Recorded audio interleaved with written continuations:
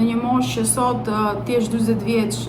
shumë femrave i thuhet je tepër vonë, mos u bëj kaq interesante, mos rri duke pritur shumë se po t'i ikën koha, mos i refuzo se mos i shumë përzjedhse në lidhje me partnerin që do të kesh një jetë, apo është tepër vonë, ti nuk mund të bësh asnjë gjë. Kjo gjë i thuhet sot një 40 vjeçare. Kështu që Hatixha paqja qoftë mbi të, i refuzoi të gjitha këto lloj tabush, i refuzoi këto anë negative kulturore dhe këto presione. Ajo refuzoi të pranonte që vlera e një gruaje humbiska në një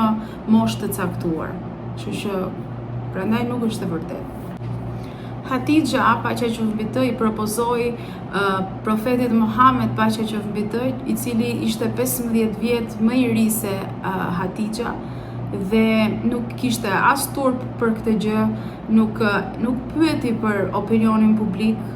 se çdo thonin se po bënte një gjest edhe po propozonte një burr, edhe ndërkohë ai ishte edhe më i ri se ajo. Ajo nuk kishte dëshirë të zgjidhej, ajo kishte dëshirë të zgjidhte në bazë të integritetit, të zgjidhte dikë që i përshtatej, të dikë që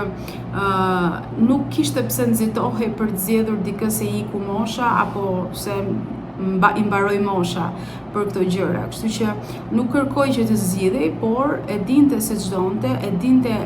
dhe me integritetin e saj bëri të gjithë këto gjëra. Pas martesës, në moshën 40 vjeçare, ajo lindi dhe 4 vajza të tjera, pikërisht pas moshës 40 vjeçare,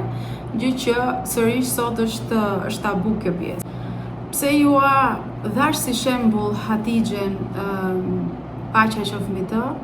sepse ju dhash si shembull sepse shumë femra pikërisht hasen me të tilla tabush dhe të tilla paragjykimesh, apo sot është më i rëndësishëm opinioni publik se ç'mendon njeriu dhe jo se ç'do Allahu për ne. Sot besoj më shumë tek opinioni se sa çfarë duam ne realisht. Dhe prandaj dash si shembull sepse shumë femra ndodhen në situata të tilla, por mbani mend gjithmonë nënën tonë, Hatixhen paqja qoftë mbi të, një grua me dinjitet dhe integritet, që nuk pyeti për opinion publik, për sa kohë nuk po bënte asnjë turp dhe nuk besonte që femra duhet ketë një moshë të caktuar se më pas nuk funksionon më.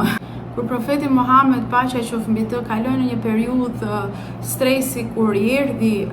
që zbriti Kurani